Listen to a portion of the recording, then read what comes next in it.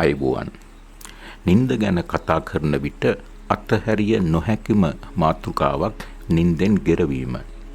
ස්වාභාවික දෙයක් ලෙස සලකා බොහෝ විට වැඩි අවධානයක් නොදැක්වුවත් මෙය ඇතැම් විටක බරපතල ප්‍රශ්නයක් වන්නට පුළුවනි.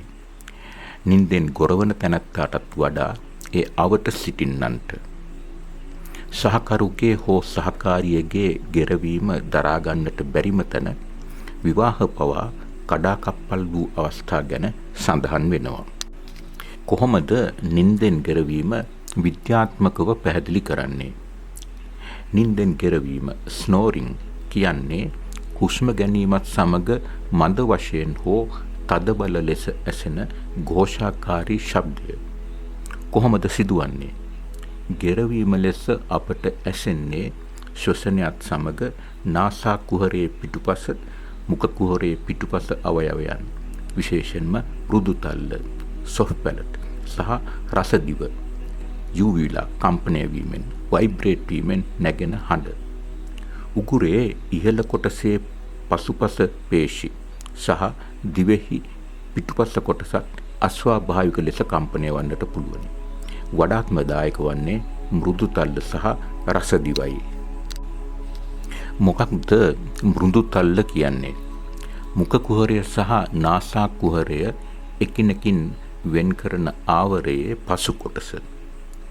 මුඛ කුහරයත් නාසා කුහරයත් එකිනෙක වෙන්වන්නේ තල්ලෙන්. තල්ලේ අස්ථිමය පෙර කොටස අල්ලා බැලුවොත් දැඩි. මේ තමයි දැඩි තල්ල, hard palate. මෘදු තල්ලට අස්ථිමය සැකිල්ලක් නැහැ. පේශිමය අවයවයක්. ඒ නිසා මෘදුයි, නැවෙන සුළුයි. මෘදු තල්ල නම් අපට ඇඟිල්ලෙන් අල්ලා බලන්නට අපහසුයි. මුඛ කුහරයේ පසු කොටසේ ඉහළින් පිහිටා තිබෙන නිසා. රසදිව නැතිනම් ලෝලාව කියන්නේ මෘදු තල්ලේ කෙළවර හරි මැදින් කුඩා පුහුලමක් වගේ පහළට එල්ලෙන මස් වැදැල්ලට. යටි තල්ල අස්ථි වලින් සෑදී ඇති නිසා චලනය නොවුනත් මෘදු තල්ල සහ රසදිවට චලනය වන්නට පුළුවනි. අප ආහාර පාන ගන්නා විට ඒවා නාසා කුහරයට සහ ශ්වසන මාර්ගයට ඇතුළු වීම, පිට උගුරේ යාම වළක්වන්නේ මෘදු තල්ලේ චලනයයි.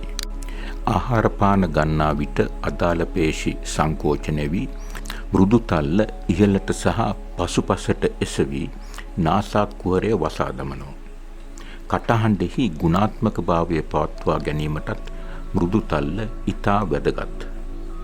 අප කතා කරන විට මෘදු තල්ලේ පේශි සංකෝචනය වී නාසා කුහරය වසා දමනවා. එසේ නොවුනොත් කටහඬට අස්වාභාවික නාසික හඬක්, nasal tone එකතු වෙනවා. ස්නායු ආබාධයක් නිසා මෘදු තල්ලේ පේශි අප්‍රාණික වූ විට මේ තත්ත්වය දැක ගන්නට පුළුවනි.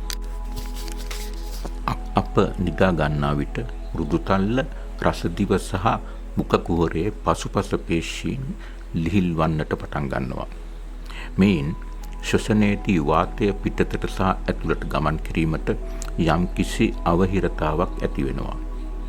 ඒ ව්‍යුහයන් කම්පනය වන්නට පටන් ගන්නේ අවහිරතාව වැඩි වී ශ්වසන මාර්ගයේ දිගේ වාතය අක්‍රමික ලෙස ගලා යන විටයි. ටර්බියුලන්ට්. රසදිවේ සහ මුඛ කුහර බිත්තියේ පේශි පමණක් නොවේ, දිවෙහි පසුපස කොටසේ පේශිත් නින්දෙහිදී ලිහිල් වෙනවා. දිව පසුපසට තල්ලු වෙනවා. පේශි ලිහිල් වීම වඩාත් සිදුවන්නේ සිහින නින්දේදී. සිහින නින්දේදී පේශි ලිහිල් වන බව මා නින්ද පිළිබඳ පළමු වැඩසටහන් කිහිපයේදීම පෙන්වා දුන්නා. ඒ නිසා සිහින නින්දේදී ගෙරවීම වඩාත් උග්‍ර වන බව සිතා ගන්නට පුළුවනි. පේශි ලිහිල් වී ශ්වසනය වඩාත් අවහිර වන්නේ උඩුකුරුව නිදා ඉන්නා විට. මේ ඉරියව්වේදී දිව පහසුවෙන් පසුපසට කඩා වැටෙනවා. අනෙකුත් ඉරියව්වලදී වුණත් ගෙරවීම ඇතිවන්නට පුළුවනි. ශ්වසන අපහසුව උග්‍ර අවස්ථාවල. ඇයි මත්වතුර බී නිදා ගන්නා අය වැඩිපුර ගොරවන්නේ? මත්පැන් ගත් විට පේශි ඉක්මනින් ලිහිල් වෙනවා. ඒ නිසා ශ්වසන අවහිරතාව ඉක්මනින් සිදු වෙනවා. දුම්බීමත් සාධකයක්. දුම්බීම නිසා ශ්වසන මාර්ගයේ ශ්ලේෂ්මල පටලයට මියුකස් මෙම්බ්‍රේන් හානි වීමෙන් පහසුවෙන් ප්‍රදාහ ආසාදන ඇති වෙනවා. එවිට ශ්ලේෂ්මල පටලය ඉදිමි ශ්වසන මාර්ගය අවහිර වෙනවා. මොනවාද වෙනත් සාධක? ස්ථූලතාවය, තරබාරුව, ඔබීසිටි. මෙහිදී උගුරු දණ්ඩ අවට වැඩිපුර මේදේ එකතු වීමෙන් ශ්වසන අවහිරතාවය උග්‍ර වෙනවා. නාසා කුහරේ උගුරේ ඉහළ කොටසේ ව්‍යුහයන්ගේ නොයෙකුත් අස්වාභාවිකතා දායක වන්නට පුළුවනි නින්දෙන් ගෙරවීමට. ඉදිමුණු ටොන්සිල්, අස්වාභාවික ලෙස විශාල මෘදු තල්ල, අස්වාභාවික ලෙස විශාල දිග රසදිව. සම්ප්‍රතිශාව නිසා හෝ අසාත්මිකතාවක් නිසා නාසා කුහරය අවහිර වන විටත් පහසුවෙන් ගෙරවීම ඇති වෙනවා. කාන්තාවන්ට වඩා පිරිමින් නින්දෙන් ගොරවනවා. වයස්ගත වීම සමගත් නින්දෙන් ගෙරවීම වඩාත් සිදුවන්නට පටන් ගන්නවා. 1980 දශකයේ ඉතාලියේ කරන ලද සමීක්ෂණයකින් පෙනී ගියේ වයස අවුරුදු 60ට වැඩි පිරිමින්ගෙන් 60%ක්ම නින්දෙන් ගොරවන බවයි. සාමාන්‍ය ජනගහනයෙන් වයස් භේදකින් තොරව 20%ක් පමණ නින්දෙන් ගොරවන බව හෙළි වුණා. ඇතැම් සමීක්ෂණවලට අනුව නම් ප්‍රවණතාව 30%ක් 50%ක්. මේ අතරට වැඩිපුර අයත් වුණේ මත්වතුර පානය කරන්නන්, දුම් බොන්නන්, තරබාරු තැනැත්තන්, කායික ව්‍යායාම නොලබන තැනැත්තන් සහ උඩුකුරුව නිදාගන්නන්. නින්දෙන් ගෙරවීම නිසා සංකූලතා ඇතිවන්නටත් පුළුවන්ද? තදබල ලෙස නින්දෙන් ගොරවන්නන් අතර නොයෙකුත් සංකූලතා දකින්නට පුළුවනි. ප්‍රධාන තැනක් ගන්නේ වරින් වර ඇතිවන ශ්වසන අපහසුව. දැඩි නින්දේ පසුවන තැනැත්තාට මේ ගැන හැඟීමක් නැති වුණත් ශ්වසන අපහසුතාවය උග්‍ර වන විට නොදැනීම නින්ද කැඩී ඔහු අවදි වෙනවා. අවදි වී සාමාන්‍ය ලෙස හුස්මගෙන නැවතත් නින්දට වැටෙනවා. මේ ක්‍රියාදාමයේ චක්‍රයක් මෙන් රාත්‍රිය පුරා වරින් වර ඇතිවන්නට පුළුවනි. ප්‍රතිඵලය සුවදායක නින්දක් නොලැබීම. ඒ නිසාම පසුදා දහවල ඔහු නිදිමත ගතිය, නොරිස්සුම් සහගත බව, අවධානය අපහසු වීම ආදියෙන් පීඩා විඳිනවා. සමීක්ෂණ කිහිපයක්ම පෙන්වා දී තිබෙනවා නින්දෙහිදී ශබ්ද නගා ගොරවන්නන් අතර හෘදයාබාධ අවදානම සහ ආඝාතය අංශභාග අවදානම වැඩි බව. නින්දෙහිදී වරින් වර ශ්වසනය නැවතීම තත්පර කිහිපයක් පවතිනවා නම් එය හඳුන්වන්නේ ඇප්නියාව ලෙස. ඇප්නියාව ගැන අපි පසුව කතා කරමු. නින්දෙන් ගෙරවීමට ප්‍රතිකාර මොකුත් තිබෙනවාද?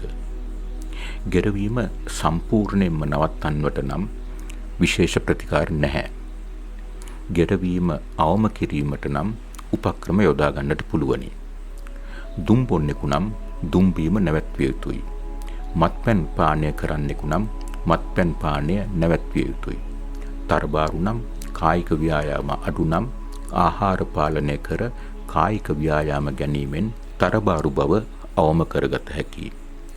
උඩුකුරුව නිදා නොගෙන පැත්තකට හැරී නිදා ගැනීමෙනුත් ගෙරවීම අවම කරගත හැකියි.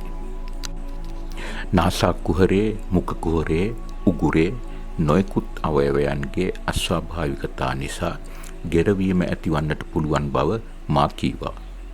එවැනි අවස්ථාවක ඒ පිළිබඳ විශේෂඥයෙකු ENT සර්ජන් කෙනෙකු හමු වී ප්‍රතිකාර ලබා ගත යුතුයි. උදාහරණයක්, ටොන්සිල් ඉදිමී නම් සැත්කමක මාර්ගයෙන් ඒවා ඉවත් කර දමන්නට. ප්ලාස්ටික් සැත්කම් තිබෙනවා මෘදුතල්ල, රසදිව, රසනිකාව යථා තත්ත්වයට පත් කරන. නමුත් මේ සැත්කම් වල ප්‍රතිඵල ගැන නම් ඒ තරම් විශ්වාසයක් තබන්නට බෑ. සැත්කමෙන් පසු ඒ තුවාල කැලල් නිසා ඇතැම් විටක ශ්වසන අපහසුව පෙරටත් වඩා උග්‍ර වන්නට පුළුවනි. මීළඟ වැඩසටහනින් මා කතා කරන්නට යන්නේ නින්දෙන් ගෙරවීමට වඩා භයානක තත්ත්වයක්. නින්දෙහිදී ශ්වසනය නැවතීම. ස්ලීප් ඇප්නියා. සුබ දවසක්.